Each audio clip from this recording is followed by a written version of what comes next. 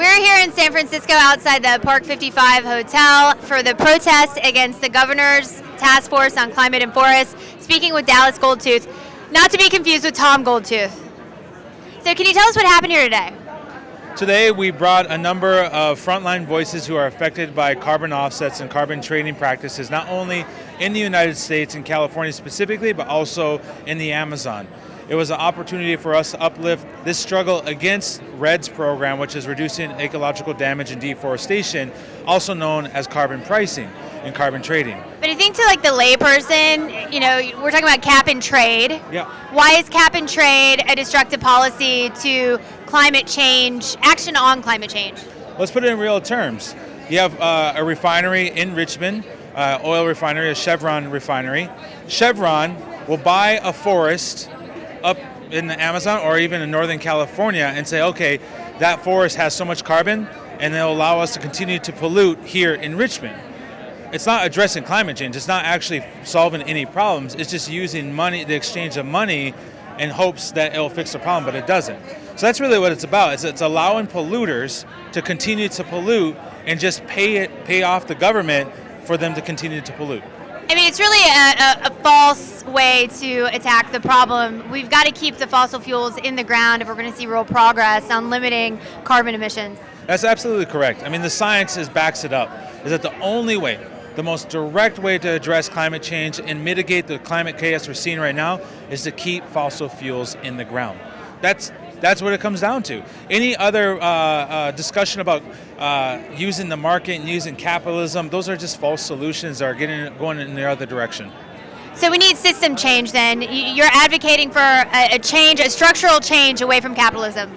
I think it's taken a community-based solution approach to addressing capitalism, to face off against capitalism, and to really have a sincere discussion about what does just transition mean for those communities most directly impacted by climate chaos and climate change across this world.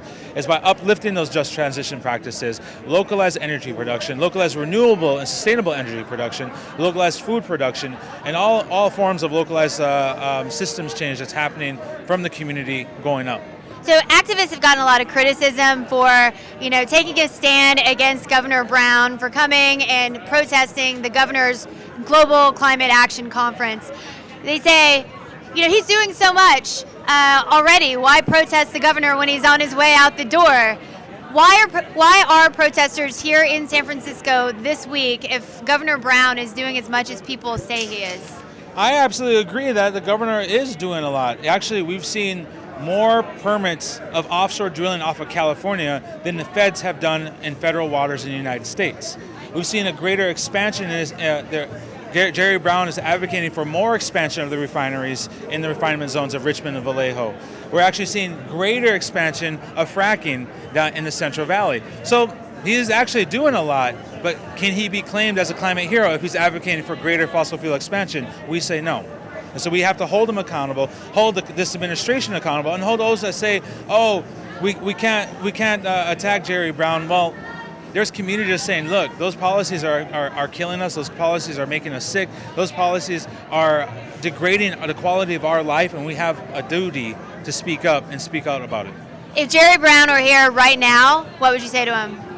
I say, first is sit down with frontline communities in Richmond and Vallejo in the Central Valley who are fighting offshore drilling, who are fighting fracking, who are fighting the oil refineries, and listen to the solutions they're bringing to the table, and to really take sincere steps to put a ban on all future fossil fuel development going forward.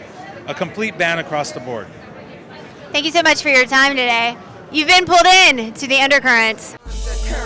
Under the surface makes the mainstream get so nervous. It's time for purpose, for news to serve us, not with propaganda they use to hurt us.